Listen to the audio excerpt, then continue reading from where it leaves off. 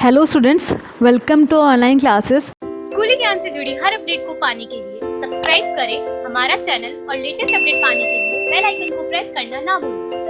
आज हम क्लास 8 का चैप्टर नंबर 7 स्टार्ट करने वाले हैं। Chapter number 7 is about conservation of plants and animals. Animals और प्लांट्स को कैसे बचा सकते हैं, कैसे उनका कंजर्वेशन किया जाता है, कैसे जो है हमारी सोसाइटी में लोग हैं या जो हमारे गवर्नमेंट में जो लोग हैं वो कैसे जो है एनिमल्स और वाइल्ड लाइफ एंड जो है प्लांट्स को बचा सकते हैं, वो इस चैप्टर में हम देखेंगे। Let's see. We saw in class 7 that Paheli and Bujo have visited the forest along with Professor Ahmed and Tibu. Class 7 में भी हमने इस टॉपिक के बारे में थोड़ा सा स्टडी किया था। उसके अलावा है हमको बताया कि पहेली और बूजो है उन्होंने एक फॉरेस्ट जो है वहाँ पे विज़िट किया अपने प्रोफेसर अहमद और टीबू के साथ। They were eager to share their experience with their classmates, और अपने जो जितने भी उनके एक्सपीरियंस थे अपने क्लासमेट्स के साथ शेयर करने के लिए वो काफ़ी उतावले थे, ईगर थे। Other children in the class were also eager to share their experience as some of them had visited Bharatpur sanctuary. अब उनमें से जो बाकी बच्चे थे वो भी दूसरे जो है वाइल्ड लाइफ सेंचुरीज़ में गए थे, वो भी अपने जो एक्सपीरियंस है बताने के लिए, अपने क्लासमेट्स को अपने एक्सपीरियंस शेयर करने के लिए बहुत ईगर थे, उतावले थे, उत्सुक थे।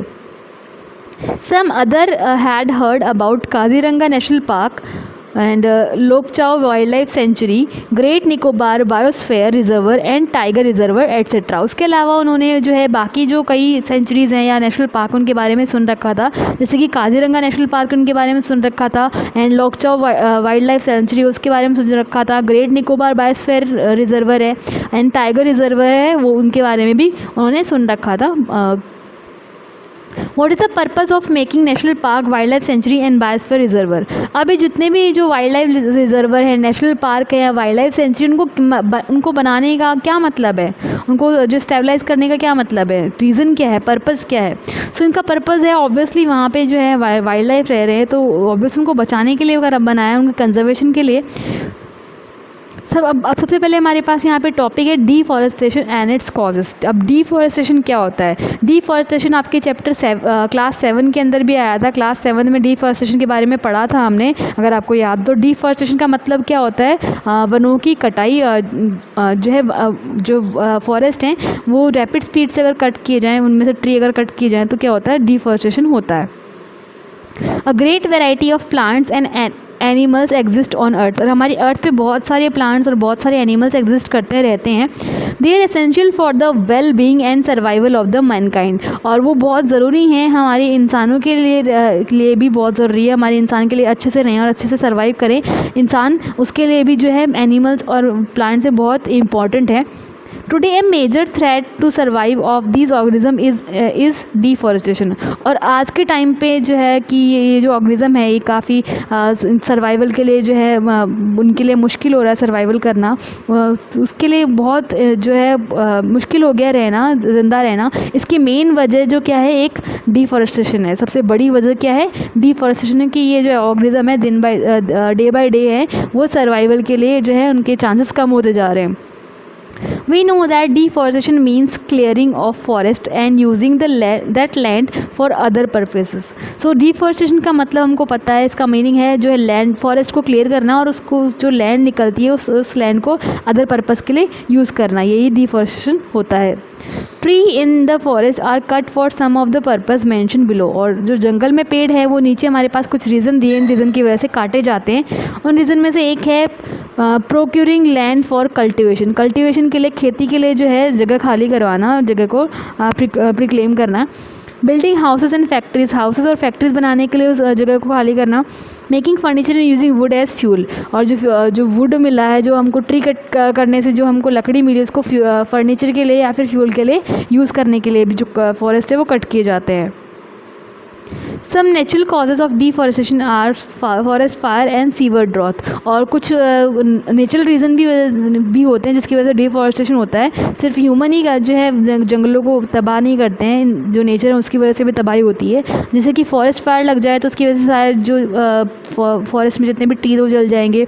उसके अलावा सीवर ड्रॉट, अगर बहुत ज़्यादा अकाल पड़ जाए तो भी क्या है जो पेड़ पौधे वो जल जाएंगे। सो उसकी वजह से भी डिफॉरेस्टेशन होता है। Now activity 7.1, add more causes of deforestation to your list and classify them into natural and man made. So आपको एक लिस्ट प्रिपेयर करनी है क्लास नेचुरल और मैन मेड जो है कॉजेज है डिफॉरेस्टेशन के। डिफॉरेस्टेशन जो है कौन से नेचुरल रीजन्स की वजह से होता है और कौन से मैन मेड रीज़न की वजह से होता है, तो उसका जो है कोई लिस्ट प्रिपेयर करनी है। ये एक्टिविटी 7.1 है। नाउ हमारे पास नेक्स्ट टॉपिक है कॉन्सिक्वेंसेस ऑफ डिफॉरेस्टेशन। डिफॉरेस्टेशन के नतीजे क्या होते हैं, परिणाम क्या होते हैं। कॉन्सिक्वेंसेस मतलब नतीजे, और डिफॉरेस्टेशन जो है उसकी वजह से क्या हमको रिजल्ट देखने को मिलते हैं, ये हम देखेंगे। पहेली एंड बूझो recall the consequences of deforestation. पहेली और बूझो जिसकी हम बात करें, जैसे आपके जैसे कुछ बच्चे हैं जो 8th क्लास में हैं, उनकी अगर हम बात करें तो वो पिछले क्लास के जो स्टडी है उससे हम वो ध्यान लगाने की कोशिश करें, याद करने की कोशिश कर रहे हैं कि डिफॉरेस्टेशन के जो है नतीजे क्या होते हैं। They remember that deforestation increase the temperature and pollution level of the earth. तो उनको ऐसे याद करने पर याद आया कि जो डिफॉरेस्टेशन उसकी वजह से जो है हमारा जो अर्थ का टेम्परेचर वो इंक्रीज़ हो रहा है, उसके अलावा पॉल्यूशन का लेवल है वो भी अर्थ पे इंक्रीज़ हो रहा है। किसकी वजह से, डिफॉरेस्टेशन की वजह से, पेड़ों की कटाई की वजह से। It increases the level of carbon dioxide in the atmosphere, और इसकी वजह से जो एटमोसफेयर में कार्बन डाइऑक्साइड का जो लेवल है वो भी इंक्रीज़ हो रहा है। ग्राउंड वाटर लेवल और ऑल्सो गेट लोअर, और उसके अलावा जो ग्राउंड वाटर का जो लेवल है वो भी कम होता जा रहा है। ज़मीन के नीचे का जो पानी है वो भी कम होता जा रहा है। They know that deforestation disturbs the balance in nature, और उनको पता है कि डिफॉरेस्टेशन जो है नेचर का जो बैलेंस है वो गड़बड़ा देता है, वो डिस्टर्ब कर देता है। They were told by Professor Ahmed that if cutting of trees continues, rainfall and fertility of the soil will decrease। और उनको ये भी याद आया कि उनके प्रोफेसर ने उनको बताया था अगर ऐसे ही पेड़ कटते रहे और उसकी वजह से जो है रेनफॉल है, जो बारिश है, उसका लेवल भी कम हो जाएगा। उसके अलावा जो सॉइल की फर्टिलिटी है वो भी कम हो जाएगी। सॉइल की फर्टिलिटी क्या होती है, फर्टिलिटी होती है उपजाऊपन, जो है पेड़ पौधे कितने अच्छे से लग सकते हैं किसी ज़मीन पर, वो उसकी फर्टिलिटी होती है। तो फर्टिलिटी और जो है रेनफॉल है उसकी वजह से जो ट्री कट होते हैं उसकी वजह से जो है वो भी डिक्रीज़ हो जाएंगे, कम हो जाएंगे। Moreover these there will be increased chances of natural calamities such as floods and droughts। और जो नेचुरल कैलेमिटीज़ होती हैं, प्राकृतिक आपदाएं होती हैं, वो भी बढ़ जाएंगे अगर जो है ऐसा ही चलता रहा, कटिंग ऑफ ट्रीज़ ऐसे ही कंटिन्यू करते रहे तो जो है चांसेस जो बढ़ जाएंगे नेचुरल कैलेमिटीज़ के, प्राकृतिक आपदाओं के, जैसे कि बाढ़ और सूखा ज़्यादा होगा। अगर पेड़ कम होंगे तो सबसे सीधा जो असर होगा नेचर पे वो ये होगा कि नेचर में जो नेचुरल डिज़ास्टर्स होते हैं, प्राकृतिक आपदाएं वो आने लग जाएंगी, जैसे कि फ्लड और ड्रॉट। क्योंकि जो है पेड़ों का सीधा असर जो है एनवायरनमेंट पे होता है। बहुत एनवायरनमेंट के बहुत इंपॉर्टेंट कंस्टिट्यूएंट होते हैं हमारे trees. How does deforestation reduce rainfall on the one hand and lead to floods on other. अब हमने यहाँ पढ़ा कि फ्लड्स और ड्रॉट आने लग जाएंगे अगर हम ऐसे ही पेड़ काटते रहे, तो इसका क्या रीज़न क्या है, इससे क्या रिलेशन क्या है कि डिफॉरेस्टेशन हुआ तो एक तरफ से रेनफॉल डिक्रीज़ हो जाएगा, बारिश कम होएगी, उसके दूसरे हिस्से पर जो फ्लड है वो बढ़ जाएगी। जब बारिश कम होएगी तो फ्लड कैसे आएगी, तो ये सोचने वाली बात है। तो ये हम देखते हैं कि कैसे ऐसा रिलेशनशिप कैसा है। Recall that plants need carbon dioxide for photosynthesis. आपको पता है कि प्लांट्स हैं उनको फोटोसिंथेसिस के लिए क्या चाहिए, कार्बन डाइऑक्साइड चाहिए। Fewer trees could mean that less carbon dioxide will be used, अब resulting in its increase amount in the atmosphere. अब पेड़ कम हो गए पेड़ कटने की वजह से, तो इसका मतलब क्या होगा, कार्बन डाइऑक्साइड है वो उसका लेवल जो एटमोसफेयर में उसका लेवल है वो बढ़ जाएगा। क्योंकि पहले ये करते कार्बन डाइऑक्साइड को ट्री कंज्यूम कर लेते थे और उसका लेवल है मेंटेन रहता था एटमोसफेयर में, लेकिन अब ट्री कम हो गए तो कार्बन डाइऑक्साइड क्या होगी, ज़्यादा कंज्यूम नहीं हो पाएगी और उसका लेवल है एटमोसफेयर में वो बढ़ जाएगा। This will lead to global warming as carbon dioxide trap the heat rays reflected by the earth। और इसकी वजह से जो कार्बन डाइऑक्साइड बढ़ गई इसकी वजह से क्या होगा, ग्लोबल वार्मिंग बढ़ जाएगी। क्यों बढ़ जाएगी, क्योंकि कार्बन डाइऑक्साइड है वो क्या करती है, जो अर्थ रिफ्लेक्ट करती है हीट को, सन रेज जो आती है हमारी अर्थ पे, अर्थ उस सन रेज को सिर्फ कुछ हिस्सा एब्जॉर्ब करती है, बाकी सारा हिस्सा क्या कर देती है, रिफ्लेक्ट कर देती है। जैसे वो हिस्सा अर्थ रिफ्लेक्ट करेगी, हमारे एनवायरनमेंट में जो कार्बन डाइऑक्साइड होगी उस हीट को ट्रैप कर लेगी, और हीट ट्रैप होने की वजह से जो हमारा एनवायरनमेंट का जो एवरेज टेम्परेचर है वो बढ़ जाएगा, और वही क्या होता है, ग्लोबल वार्मिंग होता है। The increase in temperature on the earth disturb the water cycle and may reduce fall. और जो टेम्परेचर में इंक्रीज़ हुआ इसकी वजह से जो अर्थ का वाटर साइकिल है वो डिस्टर्ब हो जाएगा और उसकी वजह से जो रेनफॉल है बारिश है उस पर सीधा सीधा असर पड़ेगा.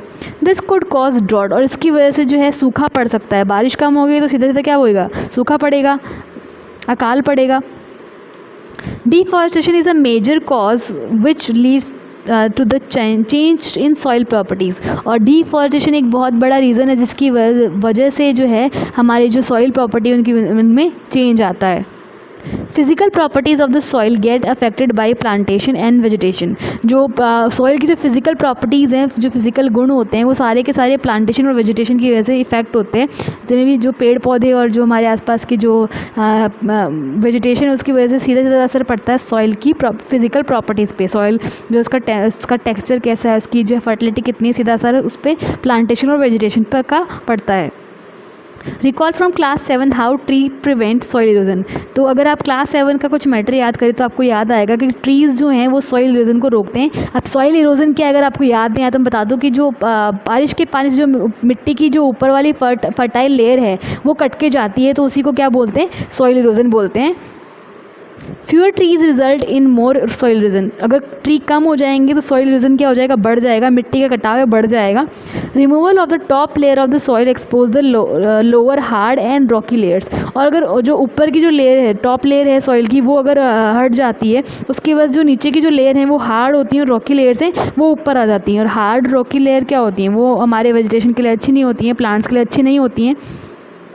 This soil has less humus and less fertile. और ये जो हार्ड वाली जो लेयर निकली है, जो उसके ऊपर टॉप लेयर के हटने की वजह से जो हार्ड लेयर निकली है वो उसमें कम ह्यूमस होता है और फर्टाइल भी वो कम होती है. Gradually the fertile land get converted into desert. और धीरे धीरे क्या होता है, जो फर्टाइल लैंड है, जो ज़मीन थी वो किस में कन्वर्ट हो जाएगी, डेजर्ट में कन्वर्ट हो जाएगी.